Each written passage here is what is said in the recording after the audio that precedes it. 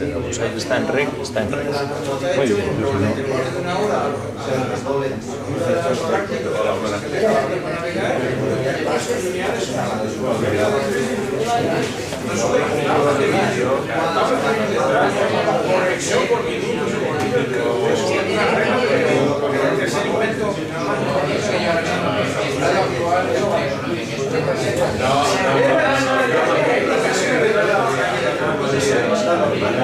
De hecho, que se habla de la época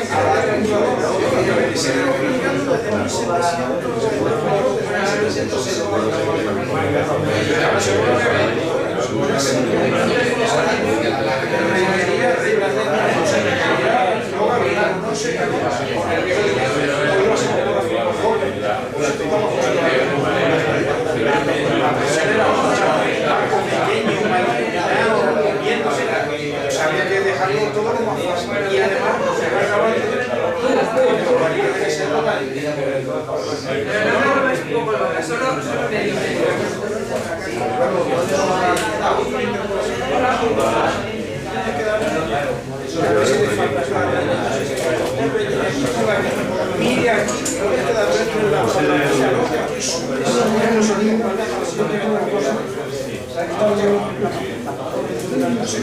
y eso no pasa porque la hora de la salida del sol un día te viene la salida, otro día te viene la puerta. Si te colga en el medio, pero luego ponen los exámenes, el día después es una serie de normas que calcula la hora de salida del sol,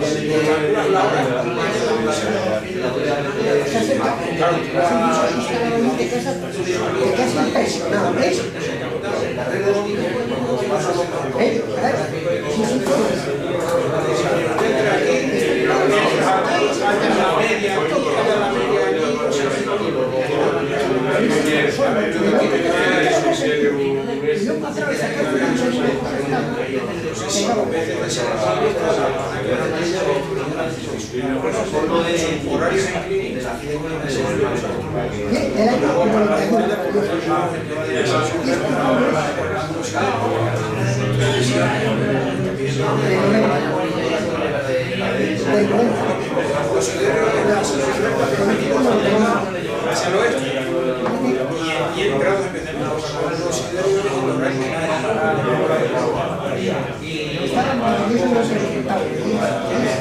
prácticamente tocar. Estaba sin poder, no había ninguna barrera entre el cielo el lío para la gente es no entienden lo que es la ciudad, no entienden lo que es la es una de las leyes que yo también ¿qué significa? Está la cacobanera,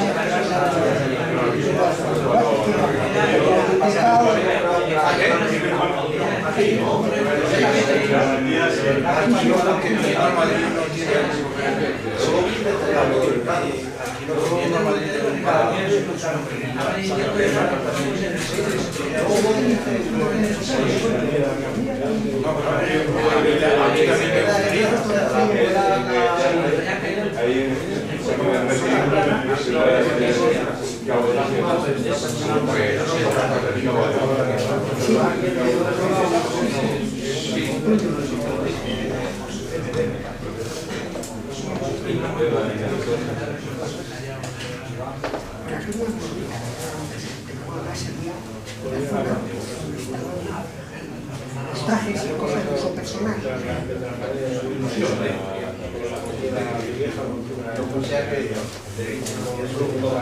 Hola.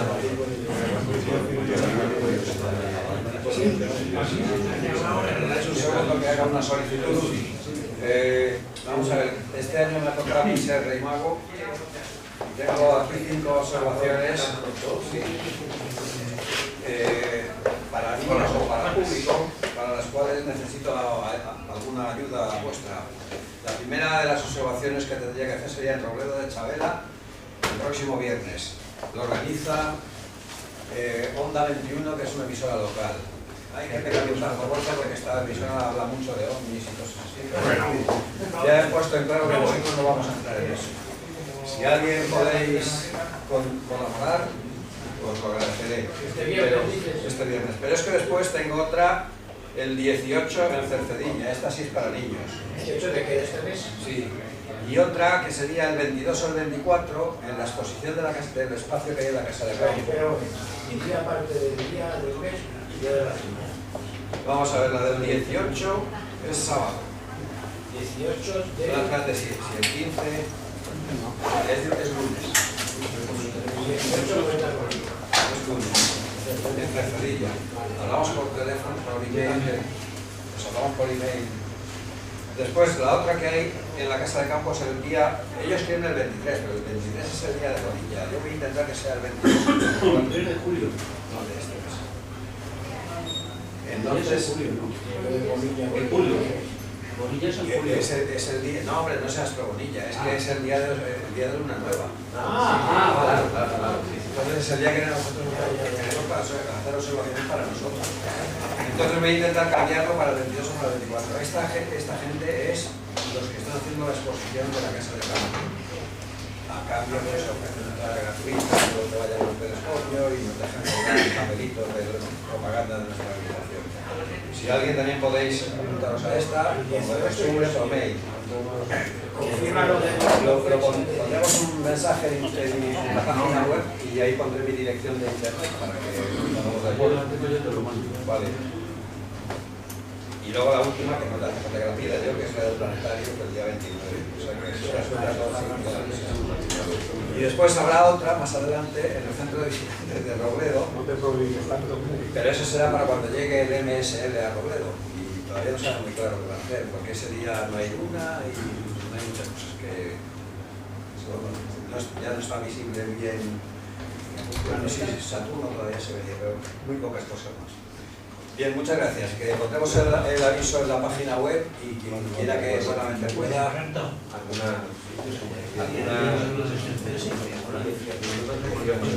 es un lunes. Tengo una compañera de trabajo que tiene sus niños en un campamento. Contando que Pero ahora conforme nos vayamos acercando ya...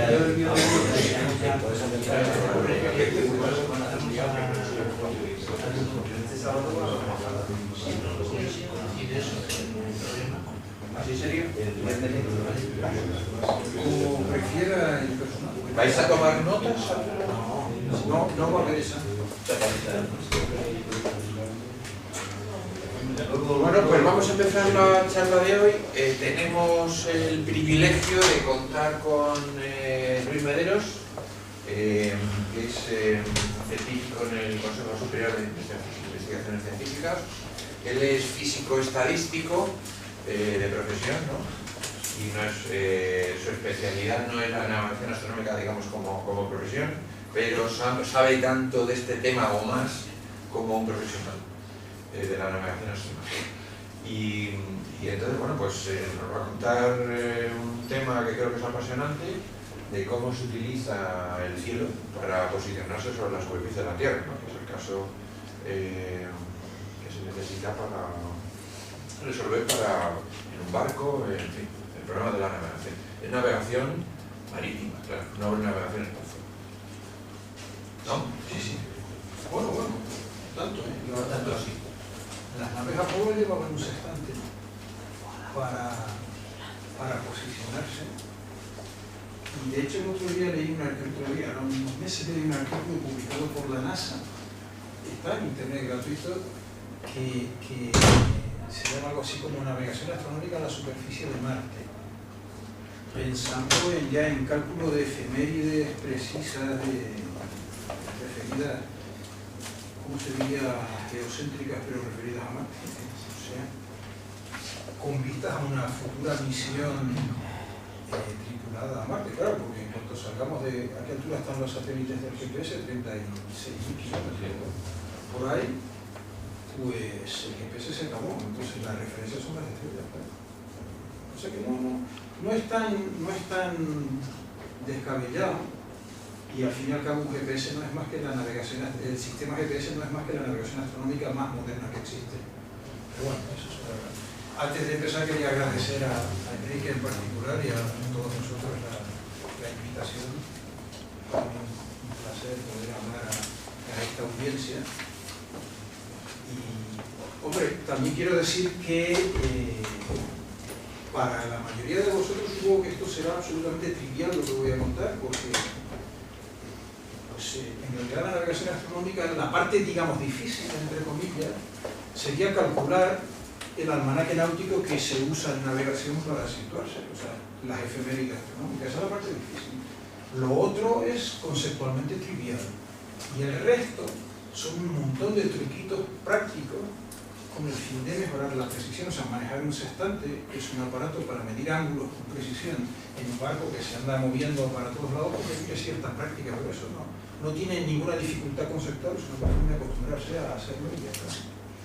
Pero en fin, o sea, espero que el tema pues, sea de vuestro interés. Entonces, la pregunta es, ¿cómo nos situamos cuando navegamos? O sea, estamos en un barco y queremos saber dónde estamos. Eso es tanto como de cómo podemos determinar la latitud y la longitud. La latitud y la longitud, pues la longitud es este ángulo, la latitud es este, para esta posición del barco. Claro, la latitud es un ángulo, digamos, que se define, que queda definido de manera natural, porque la Tierra rota alrededor de este eje, y este plano pues es el círculo máximo perpendicular a este eje, y de manera que pues, es natural definir este círculo máximo, este plano de referencia que es el ecuador, y por lo tanto ese ángulo. Pero claro, este otro ángulo de aquí, pues evidentemente el origen es arbitrario. Y bueno, pues ya veis, pues no sé, hay montones de novelas, por ejemplo, La Carta Esférica, que Pérez Reverte, en realidad es una reescritura de Tintín, de una aventura de Tintín, El secreto del unicornio, es exactamente la misma idea. Se basa en buscar un tesoro y no encontrarlo porque tengo las cartas náuticas o los mapas del mar referidos a un origen distinto. Entonces, si tengo el valor, pero el origen no lo sé porque es arbitrario, pues no me sirve de nada. Hay una anécdota curiosa sobre cuándo se fijó y por qué se fijó el meridiano de Greenwich como meridiano de referencia. Esto lo cuento entre paréntesis como anécdota. El meridiano de Greenwich se eligió como origen en realidad de tiempo. Aquí no es necesario que diga que medir longitudes es lo mismo que medir tiempo, medir horas. En un congreso que se celebró en Washington en 1884, lo que realmente motivó, hasta entonces cada país, cada potencia tenía sus mapas, sus cartas de navegación referidos a su meridiano. Los franceses tenían el suyo en París, los ingleses el suyo en Greenwich, y los españoles por aquel entonces ya habíamos decaído completamente, pero durante, digamos, el siglo de oro español usamos distintos meridianos de referencia, el de Cádiz, el de San Fernando, incluso el del Hierro, etc. La necesidad la estableció el desarrollo del ferrocarril. Cuando se desarrolló el ferrocarril, claro, naturalmente los primeros ferrocarriles que iban de costa a costa tenían vía única, y era fundamental sincronizar las horas en que salía uno en una dirección y otro en la otra para evitar los accidentes. Y fueron entonces los americanos los que propusieron acordar un meridiano único, etcétera, etcétera. Y fue una discusión muy dura, porque particularmente entre los ingleses y los franceses que querían que fuese el meridiano de París. Finalmente se llegó a un acuerdo que consistió en que se establecería el meridiano de Greenwich como meridiano origen, a cambio de que los ingleses adoptasen el sistema métrico decimal. Es evidente que desde entonces nosotros usamos el meridiano de Greenwich y todavía estamos esperando que los ingleses utilicen el sistema métrico decimal. Bueno, el concepto de latitud y longitud es realmente antiguo, o sea, tal cual lo usamos hoy día, definido de esta manera, como dos ángulos, uno referido al ecuador y otro con un origen el que sea, ya lo usaba Ptolomeo en su Atlas Mundial, que lo publicó publicó alrededor del año 150 después de Cristo. Este atlas eran 27 mapas que cubrían el mundo conocido y tienen, ahí por ahí en internet están dibujados, tienen dibujados meridianos y paralelos y tal, y valores de ángulo referidos del camino. Esto es un concepto muy antiguo. ¿Qué origen tenían? Yo creo que en esa época, de hecho, el fin del mundo era mi pueblo, era Canarias. No, era el fin del mundo conocido. Creo recordar que utilizaban el mediano de Canarias cuando pasaban por ahí. Creo. Eso no lo puedo asegurar, no lo voy a investigar con certeza. Bueno, o sea que después de toda esta batallita histórica, la cuestión es, cuando uno está navegando, naturalmente uno tiene que saber dónde está y tiene que saber dónde están las piedras, porque uno cuando navega no le gusta subirse encima de las piedras. Y entonces, ¿cómo determina uno la latitud y la longitud? Bueno, pues la respuesta es siempre la misma, que es este trabalengua que he puesto aquí. Uno determina su latitud y su longitud, uno se sitúa mirando cómo se ve desde donde estamos algo que de antemano sabemos dónde está.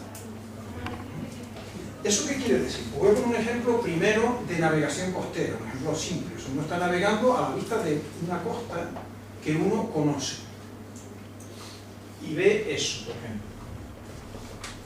Y yo me quiero situar. Eso es un faro que, claro, yo estoy navegando por una zona de la que llevo información a bordo. Llevo cartas náuticas, llevo derroteros, que son libros que describen la costa, incluso con dibujos, hoy día con fotografías, claro. De forma que cuando yo veo eso, describen incluso el faro, que está pintado con un blanco, con una franja roja, no sé qué. Yo sé que ese faro es un faro conocido. Yo llevo instrumentos que me permiten mirar cómo veo desde donde yo estoy esa referencia. Esto es una brújula. En el mar no se llaman brújulas, se llaman compases, ¿no? Y lo veo por el 300. ¿Eso qué quiere decir? Y además llevo a bordo. ¿Qué quiere decir? Que yo sé dónde está esto. Pues quiere decir, por cierto, esto es un poco inexacto, los hay mucho más precisos en barcos serios. Todo lo que llevamos en un velerito de recreo, pues los barcos serios llevan estas cosas con pínula y realidad, con pínula y no sé qué para el resultado final es el mismo, por lo cual es igual. ¿Qué quiere decir? Que yo sé dónde estoy mirando, cómo veo desde donde estoy la referencia. ¿Qué quiere decir que sé dónde está esto? Pues que llevo a bordo información, llevo la carta náutica y yo sé que ese faro está justo aquí, ese es Punta Europa, que está en Gibraltar. Está ahí. Y por supuesto llevo cartas de distintas escalas. Yo sé que ese faro es este. ¿Qué quiere decir que yo lo veo por el 300? Porque necesariamente estoy en algún punto de esa línea recta. No sé cuál. Porque en cualquier punto de esta recta, el ángulo que forma el meridiano, en cualquier punto, con la visual al faro son 300 grados. Luego yo sé que necesariamente en el momento en que miré y vi el faro por el 300 o por 300 grados, es por lo que los marinos llaman, en el momento en que la demora del faro son 300 grados, o llaman una demora, pues yo estoy en esta recta. Claro, naturalmente necesito otro dato para saber en qué punto. ¿Qué hago? Pues espero un rato de tiempo, sigo navegando, por supuesto yo sé siempre en qué dirección voy, o sea, conozco mi rumbo y sé a qué velocidad me estoy moviendo. Y dentro de un tiempo vuelvo a mirar el mismo faro, y ahora está claro qué faro es, vuelvo a mirar el mismo faro y ahora lo veo por el 30. ¿Qué quiere decir eso? Porque ahora estoy necesariamente aquí, en algún punto de esta recta, porque cualquier punto de esa recta pues desde cualquier punto de esta recta el ángulo con el norte procede de 30 grados. Y yo sé, como decía, que en el tiempo que ha transcurrido desde que estaba en algún punto de esta recta hasta el instante en que estoy en algún punto de esta recta, he navegado esa distancia en esa dirección. Eso significa que he navegado una distancia D al rumbo 260, que me indica la brújula del barco ocupado. Entonces el problema es trivial. Por cierto, yo sé esto porque llevo instrumentos a bordo que me permiten medir en qué rumbo estoy navegando, y llevo instrumentos a bordo que me permiten saber qué distancia he navegado, porque llevo reloj y llevo corredera, que es el indicador de velocidad del barco. El problema ahora es trivial porque lo que tengo que hacer es compatibilizar estas tres cosas: estar aquí, luego estar aquí, y entre que estaba aquí y estar aquí haber navegado esta distancia en esta dirección. Pues la solución es llevar esto aquí. Desde luego no podía estar aquí porque si no, no hubiese acabado, tengo que acabar sobre la recta azul, o lo que tengo que hacer es trazar una paralela por aquí, y evidentemente, necesariamente, en el segundo instante que vi el faro estaba aquí, porque esa es la única forma en que primero, en el primer instante estaba aquí y ahora estoy aquí. O sea que estaba aquí cuando lo vi por el 300 y estoy aquí cuando lo veo por el 30. Ya he resuelto un problema de situar. Me he situado mirando cómo veo desde donde estoy algo que sé dónde está de antemano. ¿De acuerdo? Todos los problemas de navegación se resuelven así, incluido cuando uno se sitúa con un GPS, que lo comentaré después. Claro, cuando uno no está a la vista de la costa, ¿qué referencias tiene? Pues la respuesta es la misma. ¿Cómo se sitúa uno? Calculando la posición, mirando cómo vemos algo que de antemano sabemos dónde está. Y ese algo pues son los astros. La idea es muy simple, y esto vosotros que sois todos astrónomos lo sabéis muy bien. En un instante dado, el cielo que estamos viendo sobre nuestra cabeza, solo lo vemos estrictamente como lo estamos viendo nosotros. Cualquier otro observador situado en otro punto del planeta en ese mismo instante, el cielo que ve es distinto. Esto está claro, ¿no? Luego, situarse no es más que darle la vuelta al problema. Si yo estoy viendo este cielo, solo puedo estar en un punto de la Tierra, de manera que en este instante yo vea este cielo, el que estoy viendo. Pues ese es el problema de la navegación astronómica. Para ponerlo muy fácil, imaginemos que cuando nos subimos en una nave espacial y nos ponemos a mirar el sistema desde fuera. Para los problemas conviene alejarse de ellos a veces para entenderlo mejor. Y hay un señor que anda navegando por ahí, en el planeta este, y se le ocurre situarse en un momento dado, y se da cuenta que, mira qué casualidad, en el momento en que quiere situarse se da cuenta que tiene el Sol exactamente sobre su cabeza. Es decir, el Sol está en el centro. Necesariamente ese señor no puede estar más que ahí. No hay ningún otro punto que en ese instante, insisto, en ese instante, tenga el Sol en su centro. Esta es la idea, puesta de manera muy simple. Esta línea que pinta aquí, que son de este señor.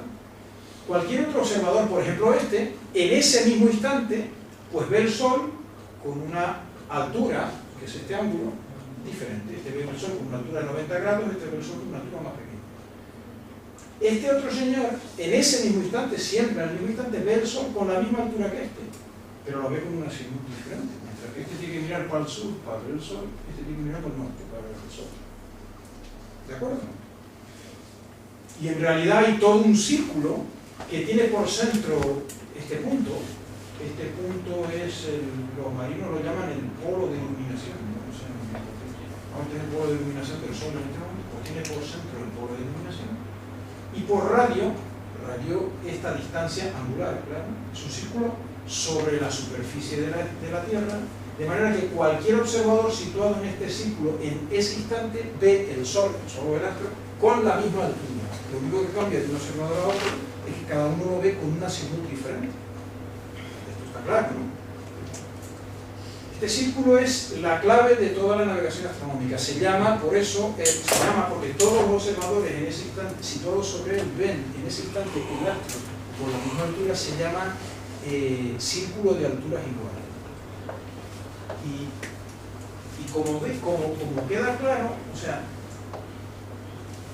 con estas imágenes de aquí, queda claro que el radio de este círculo, que es esta distancia angular, cuando estamos sobre una esfera, hablamos siempre de distancias angulares. Esto también para astrónomos como vosotros, pues no digo nada nuevo. Cuando hablo de radios, hablo siempre de ángulos, de distancias angulares, de manera que no me tengo que preocupar si estoy sobre la esfera terrestre, donde sí que sé convertir ángulos en millas náuticas. Una milla náutica, por definición, es un minuto de arco de un círculo máximo, o estoy sobre el cielo. El triángulo de posición del que hablaré luego sobre el cielo, proyectado sobre la Tierra, es exactamente igual a todo lo que pronto son. Lo que es evidente entonces es que el radio del círculo decrece a medida que aumenta la altura con la que veo el astro. Este señor tiene un radio como este y ve el Sol con una altura muy pequeña. Este lo ve con una altura más grande y el radio más pequeño. Este ve el radio del círculo de este señor es 0 y lo ve con una altura de 90 grados. De hecho, el radio del círculo es 90 grados menos la altura verdadera, por supuesto, referida al horizonte astronómico. Estos son detalles que para esta audiencia no son importantes porque seguro que lo tenéis en la cabeza. O sea que, resumiendo, ¿qué hago yo cuando estoy navegando? Pues resumiendo, lo que yo hago es, esto es la misma imagen en 3 dimensiones. ¿Qué hago? Yo estoy navegando, me quiero situar, saco el sextante. El sextante, que ni siquiera lo voy a pintar, ni he traído uno, no es más que un aparato para medir ángulos con precisión, porque no tiene más misterio, son 2 espejitos, una doble reflexión, ¿no? De eso podemos hablar otro día si queréis, pero desde el punto de vista de esta charla, el sextante no es más que un aparato para medir ángulos con precisión. Mido la altura con la que veo el astro, ya sé el radio del círculo. El radio del círculo es 90 menos la altura que he medido con el sextante. Si yo conociese las coordenadas geográficas de este punto, ya tengo lo equivalente a la recta que pintaba antes en la carta del estrecho de Gibraltar, que es este círculo. Si yo en un instante dado mido un astro y veo una altura, la que sea, soy capaz de dibujar sobre la esfera terrestre este punto, tras un círculo de radio 90 menos la altura que me digo, en el instante que medí estaba en alguno de los puntos de este círculo. Exactamente lo mismo que hacía con la demora que dibujaba en la carta. Por supuesto, si alguien quiere preguntar algo, me interrumpe sin ningún problema, ¿no? No creo que haga falta decir. ¿Qué tengo que hacer para situarme? Pues, bueno, como decía antes, el radio es 90 menos la altura. Lo que tengo que hacer es medir la altura de 2 astros simultáneamente. Y como tengo que estar simultáneamente en el círculo rojo y en el círculo verde, pues no queda más remedio que o bien estoy aquí o bien estoy aquí. Claro, 90 menos la altura, por una altura, digamos, normal, pongamos, yo qué sé, 60 grados, que es una altura, pues esto sería 30 grados. 30 grados pasado a millas son 30 por 60, 1800. 1800 millas, desde el orden de la distancia entre este punto y este es gigantesca. Así que muy mal se me tiene que dar para no distinguir si estoy por Groenlandia o llegando al Caribe. Y de hecho, cuando uno navega, uno siempre tiene lo que se llama una situación de estima. Uno sabe más o menos dónde está, y por lo tanto sabe que uno está más o menos llegando al Caribe y luego está servida. Pero incluso hoy día no sería necesario eso. O sea, hoy día, en la época en que esto se desarrolló, pues evidentemente los marinos, que eran virtualmente analfabetos, no sabían resolver, ni había una simple calculadora con funciones trigonométricas, pues resolver el problema de calcular las coordenadas de este punto y de este analíticamente, resolviendo la intersección de estos dos círculos, era un problema inabordable. Hoy día se resuelve con una calculadora normal y corriente, vamos a ponerle 10 minutos para ir despacito y no equivocarse, ¿no? O sea que uno puede tener, esto es una especie de GPS astronómico, insisto, la única condición es saber en el instante en que he medido, fijaros que siempre insisto, en el instante, porque eso me habla, dónde está este punto y dónde está este punto. Y como es obvio, eso equivale a saber las coordenadas de este astro y de este astro. Esa es la parte difícil de la navegación astronómica, que de hecho no tiene nada que ver con la navegación astronómica, tiene que ver con la astronomía, con la mecánica celeste, el cálculo de posiciones de estrellas, y eso nos lo dais los astrónomos a los que navegamos. Entonces, el equivalente al anuario de efemérides en la barco se llama el almanaque náutico, que es el anuario de efemérides simplificado con la precisión muy relajada para ser usado en los barcos. Esencialmente las coordenadas de estos puntos en función de la hora universal para el año. Pues ya he resuelto el problema de la navegación astronómica. Queda una parte que es, claro, esto está visto desde, estoy mirando esto desde mi nave espacial, pero claro, lo único que tengo que hacer, lo que antes hacía con esto, ahora lo hago con esto, que es el sextante. Lo que antes era saber dónde estaba el faro, ahora es saber dónde están los astros, que por supuesto los cálculos, este es antiguo, pero claro, es que esto, el arranque se calcula por adelantado, obviamente. Y ya está. Solo hay un problemita, y es que, claro, Un problemita que costó 3 siglos resolver, por cierto. Y es que la Tierra gira, rota, así. Y claro, esto es lo que ve el señor desde la nave espacial, desde el punto de vista del señor que anda por ahí navegando, lo que ocurre es que la Tierra no rota, sino los astros rotan para el oeste, o sea que estos puntos se trasladan así. Y lo hacen muy deprisa. O sea, algo así, ¿no? Lo hacen muy deprisa. O sea, los astros son faros, pero son faros que se mueven, no como el de Punta Europa, que está aquí, se mueven. Y lo hacen muy rápido, porque lo hacen a 15 grados por hora o 1 minuto de arco cada 4 segundos. Así que si uno quiere, 1 minuto de arco es más o menos una milla, es una milla en el Ecuador, es menos de una milla si no estoy en el Ecuador, pero bueno, más o menos por cada 4 segundos de error que tengan la hora, suponiendo que todo lo demás es exacto, que no he cometido errores en el manejo del sextante, que las coordenadas están calculadas con absoluta precisión, etc., pues cometo un error de una milla. Luego, en resumen, necesito un reloj que mida la hora con precisión de 1 segundo. Claro, eso hoy día es trivial. Cualquier reloj de cuarzo de 20 euros mantiene una precisión de 1 segundo durante el tiempo que dura una travesía normal. Incluso la travesía del Atlántico, 3 semanas. No hay ningún problema. Y además tenemos la radio que envía señales horarias por los relojes en hora. Claro, cuando se trataba de resolver el problema de situarnos en el medio del mar, ni había radio, ni había relojes que mantuviesen la hora, y de hecho este fue un problema muy serio que, insisto, costó casi 3 siglos para ser resuelto con las mejores mentes de la ciencia de cada periodo, tratando de contribuir y tratando de resolver el problema. Eso lo resumiré un poquito ahora la historia de este asunto. O sea, este era el reloj que teníamos, digamos, cuando comenzó la navegación de altura, que comenzó pues, a finales del siglo XV, con los portugueses yendo hacia el sur, hacia las Indias, doblando la punta del Cabo Buena Esperanza, y luego con Colón yendo hacia América y todo lo que seguía. Y claro, este reloj no da la precisión de 1 segundo y mucho menos la mantiene durante meses, sin poder poner en hora el reloj. No olvidemos que uno podía poner, había relojes de péndulo más exactos que esto, porque claro, un reloj de péndulo muy barco que se estaba molando no funciona. Y incluso el primer problema fue se diseñaron relojes que eran capaces de dar suficiente precisión, digamos, aquí en Europa, con las condiciones ambientales. Te ibas al Caribe, cambia la humedad ambiental, cambia la temperatura ambiental, contracciones y dilataciones de los materiales estropeaban la precisión del reloj. Como no tienes señales horarias por radio para ponerlo en hora, pues todo se iba. El primer reloj que fue capaz de mantener durante el tiempo de una travesía normal fue este, que es el 4º prototipo diseñado por John Harrison, que era un carpintero que se reconvirtió en relojero persiguiendo el premio que ofreció la corona inglesa, que era un premio, era una fortuna, eran 20.000. En 1714 se creó una comisión en el Parlamento inglés para ofrecer un premio a quien resolviese el problema de encontrar la longitud del mar.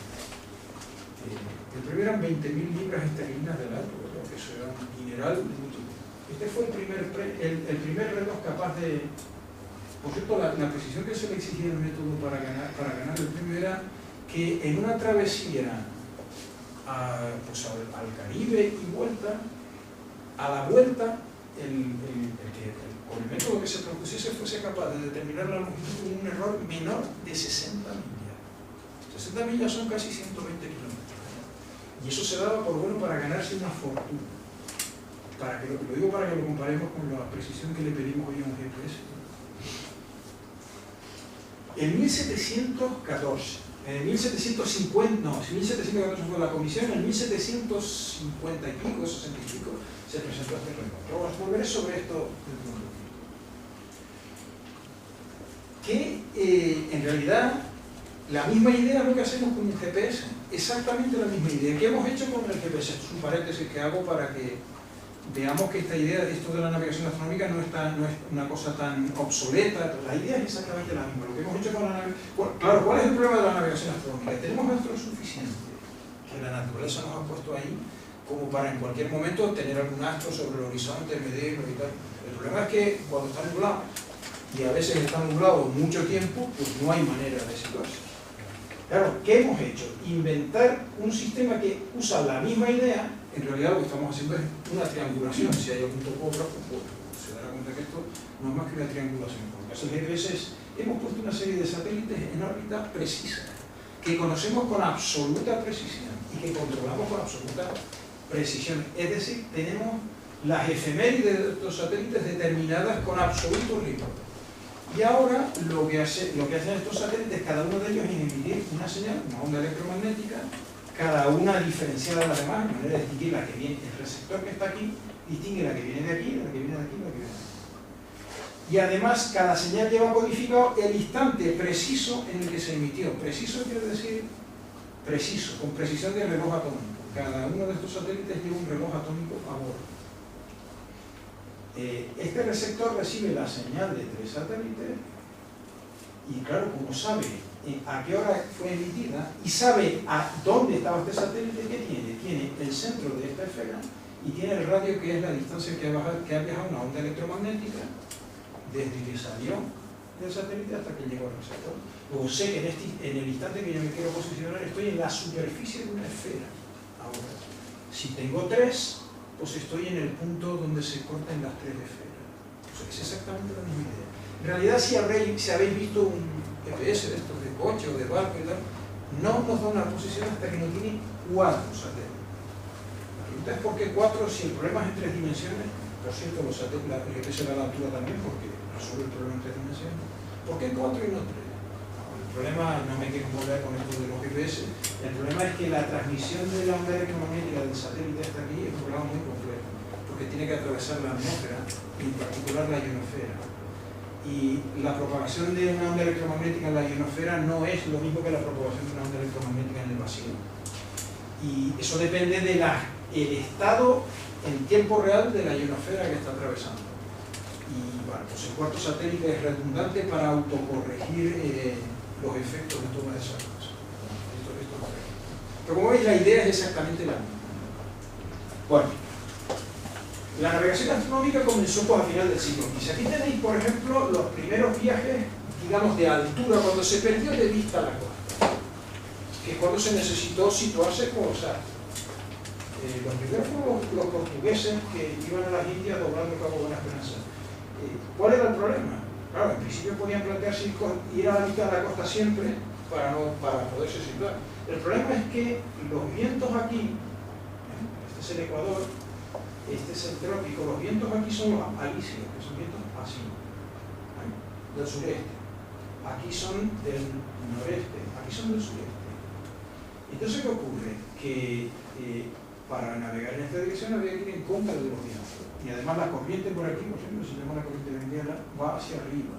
También. O sea, viento y corriente en contra. Un velero de villa es capaz de navegar contra el viento. Se llama señé.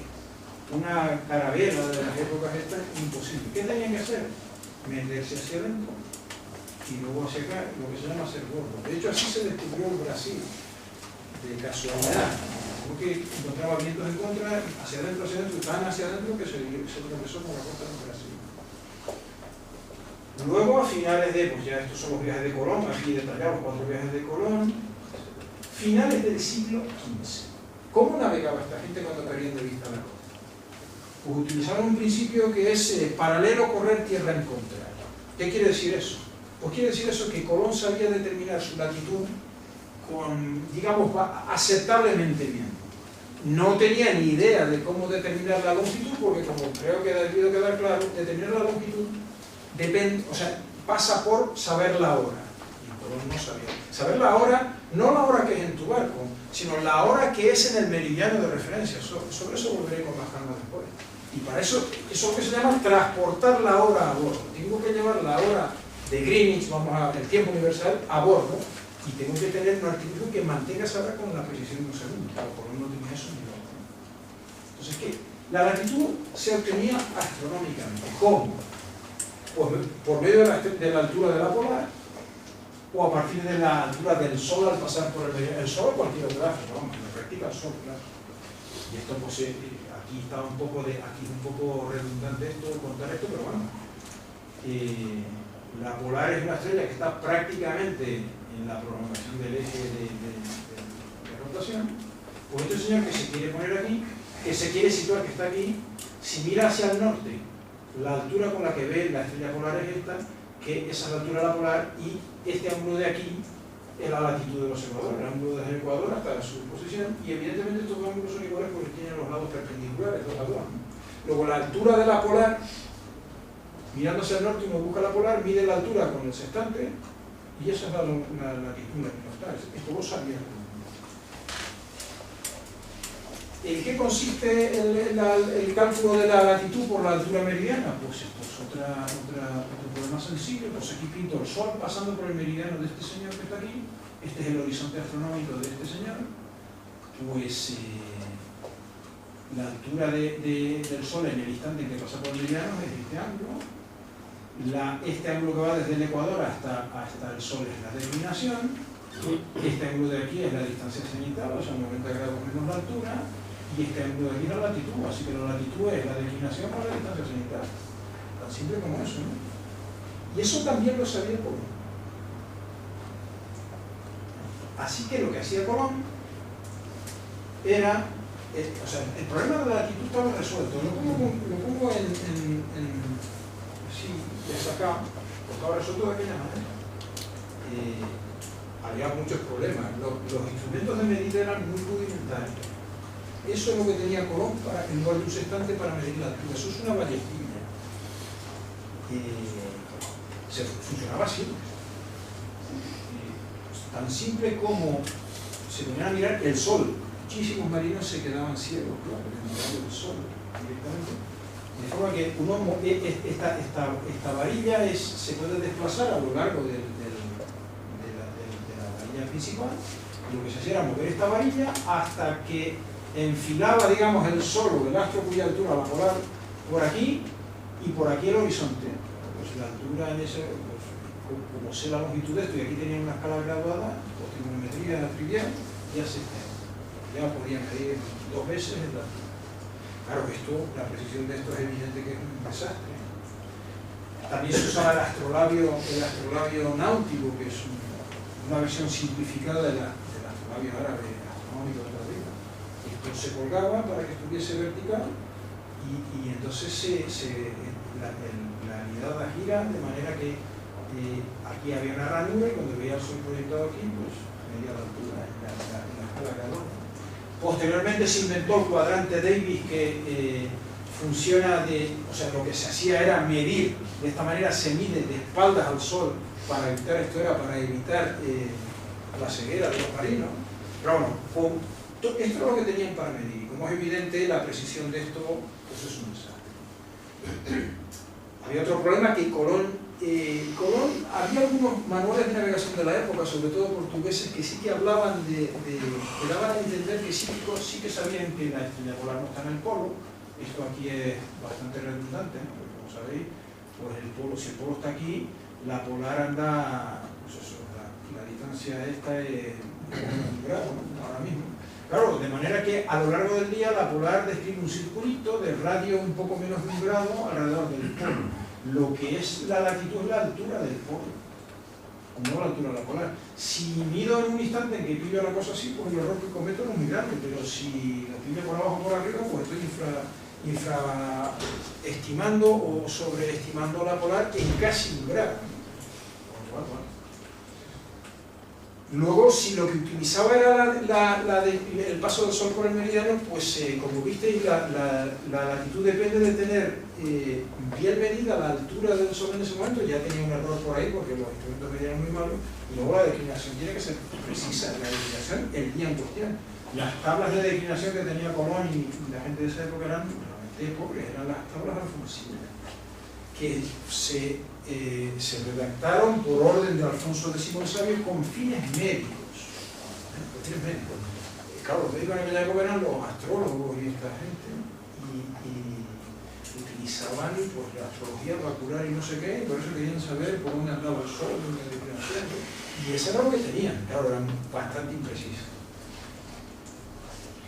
Además, una cosa que sí que no conocía Colón es que, claro, hasta aquí esto es un cuentito de hadas, pero hay problemas que he escondido debajo de la alfombra hasta ahora. O sea, y es que, claro, la latitud es la altura de la estrella polar, pero medida con respecto al horizonte astronómico, no con respecto al horizonte del mar. O sea, este es el problema. Si yo tengo un observador aquí, un astro, en este caso lo pintaba el meridiano, pero bueno, da igual que esté el meridiano o no. Este es el horizonte astronómico, esto es lo que los marinos llaman el horizonte aparente, el horizonte, el paralelo al horizonte astronómico que pasa por el observador.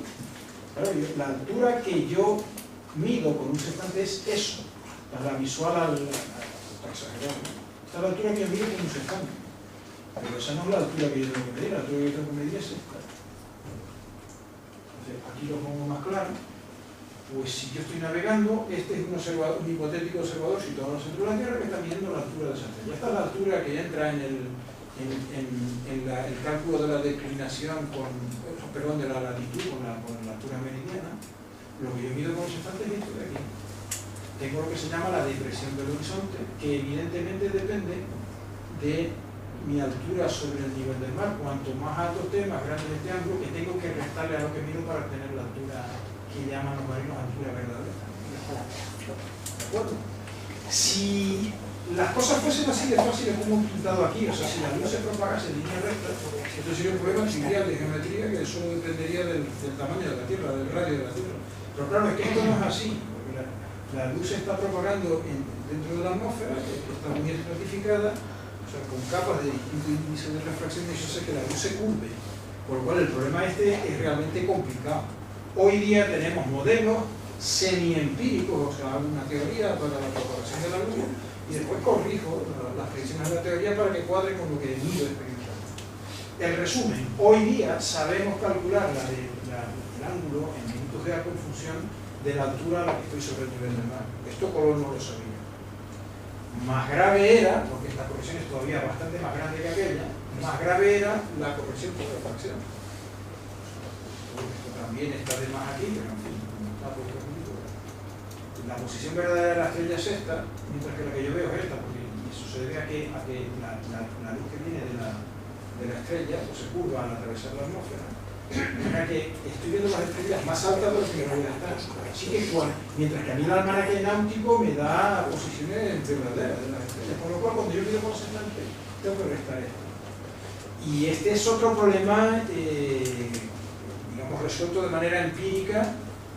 La solución es esta, la que usan los marinos, que es, esto por supuesto lo pongo por curiosidad, pero como se ve depende de la presión atmosférica y de la temperatura, porque claro, el estado de la atmósfera, el índice de refracción depende de las condiciones meteorológicas y bueno, pues esto Colón tampoco lo sabe.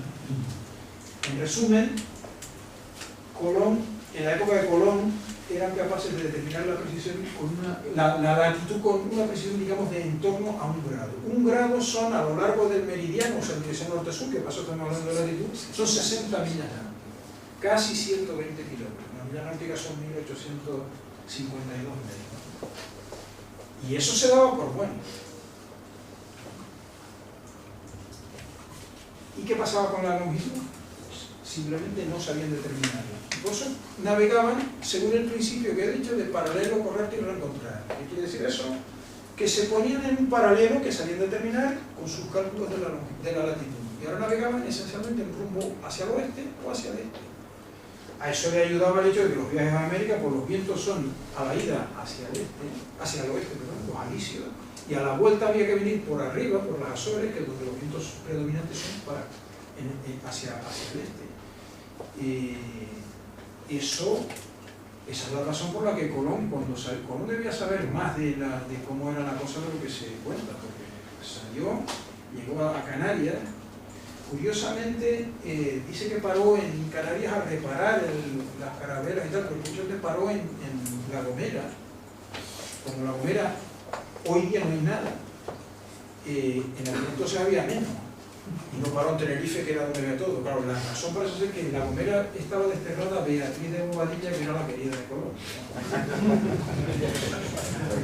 La cosa es que una vez salido de Canarias, siguió hacia el sur, que es la ruta que se hace hoy día a vela para atravesar el Atlántico. Uno sale de la península, baja a Canarias, de Canarias sigue hacia el sur, casi hasta Cabo Verde. La distancia de Canarias a Cabo Verde es prácticamente la misma que de Cádiz a Canarias. Y entonces podía ir hacia América para dejarse llevar por vientos que vienen, los alisios, que son vientos portantes, vientos por la popa, que era común y como navegaban las carabelas. Y cuando llegaba al Caribe y quería volver, ¿qué hacía? Pues empezaba a navegar hacia el norte, llevándose por la corriente del Golfo y tal, hasta la altura pues, de Bermuda, más o menos. ¿Hasta qué altura navegaba hacia el norte? Pues navegaba hasta que medía la latitud y la latitud, con el sol al mediodía, con la polaridad, y sabía que estaba en el paralelo pues, de Cádiz o de Lisboa o donde quisiera volver. Entonces ponía rumbo oeste. Navegaban hacia el este o hacia el oeste. Y sin embargo no tenían ni idea de cuánto habían navegado en dirección este-oeste, con lo cual cuando ellos calculaban que ya debían estar próximos a tierra, durante la noche no navegaban. Porque claro, tenían miedo a subirse encima de una piedra, entonces durante la noche bajaban velas, se quedaban al pairo, y a la mañana siguiente velas arriba otra vez, vigilancia por la proa y hasta poner tierra. Había que echarle mucho valor. O sea, navegaban por estima. ¿Qué quiere decir navegar por estima? Pues que yo tenía ya Colón una brújula, la brújula después de la época de los chinos. La brújula existía. Esto me sirve para saber en qué dirección me muevo. Tenían una manera de medir la velocidad. Así, con eso medían la velocidad. Esto está, por ejemplo, una pieza del museo, está en el Museo Naval de Madrid, si no habéis ido. El Museo Naval de Madrid es muy recomendable, al menos para mí, la primera mitad, la segunda mitad del museo. Pero la primera mitad es espectacular, las cosas que hay. La carta náutica de Juan de la Cosa. Sí. Y colecciones de cascos, de formas de cascos, de cómo fue evolucionando la forma del casco según fuimos aprendiendo hidrodinámica. Muy interesante. Colección de sextantes espectacular. Bueno, astronaves, vale la pena la visita, ya más es gratis, esto es una corredera de barquilla. ¿En qué consistía esto?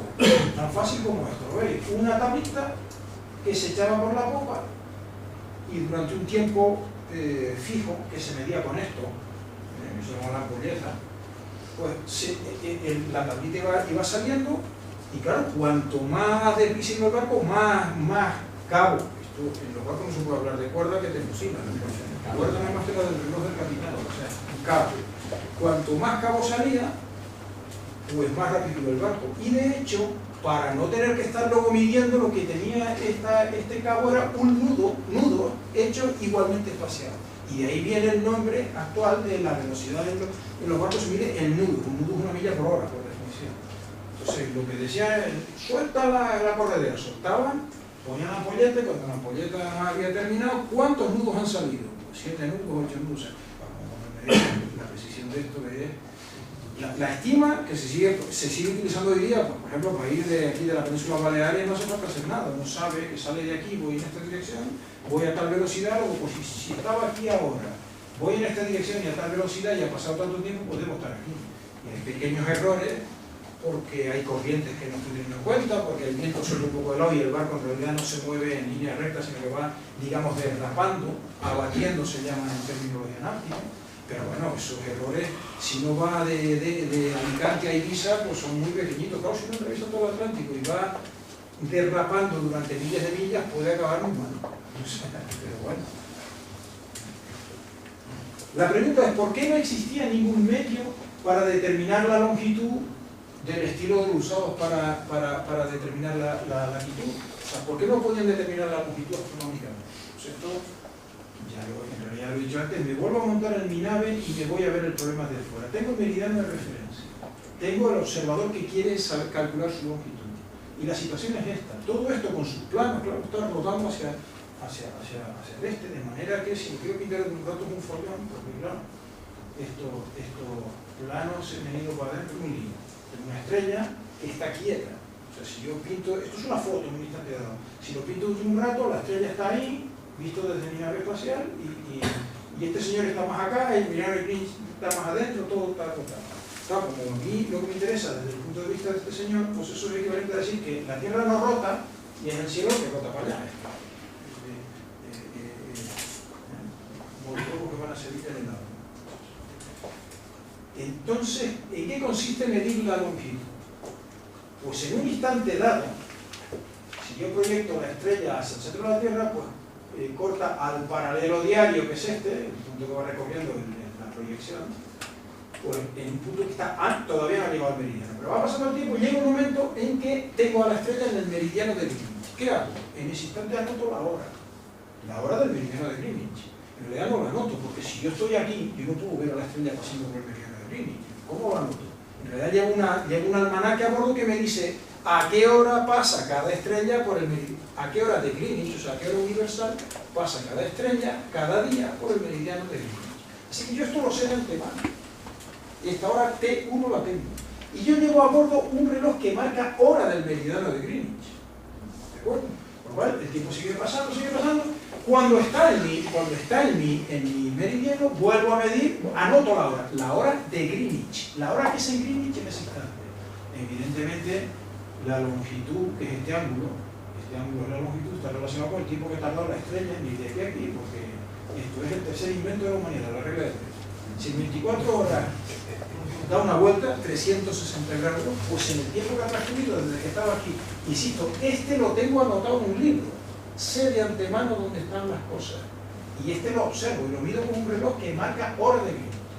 Pues si en 24 horas recorre 360 grados, en T2 menos T1 recorre T1, que es L.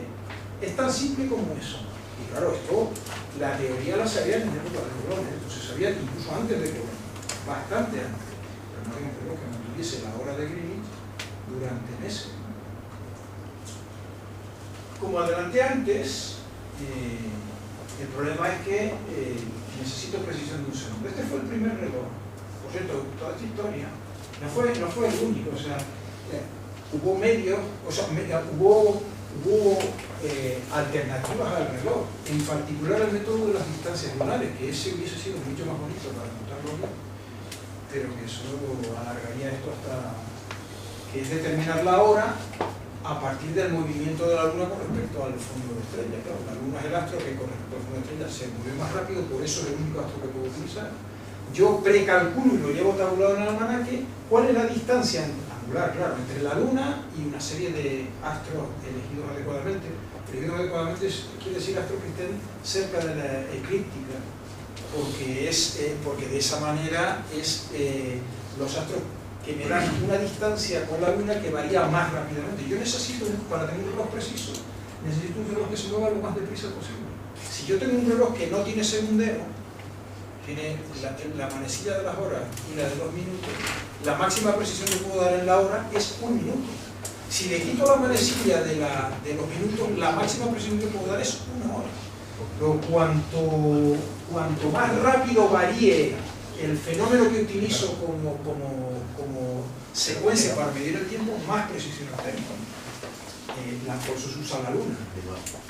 Y lo que pasa es que, bueno, pues fue una batalla que duró prácticamente un siglo, casi todo el siglo XVIII, entre la ciencia oficial que la representaba el astrónomo real inglés de la época, en concreto Magellan, que era el astrónomo real y además era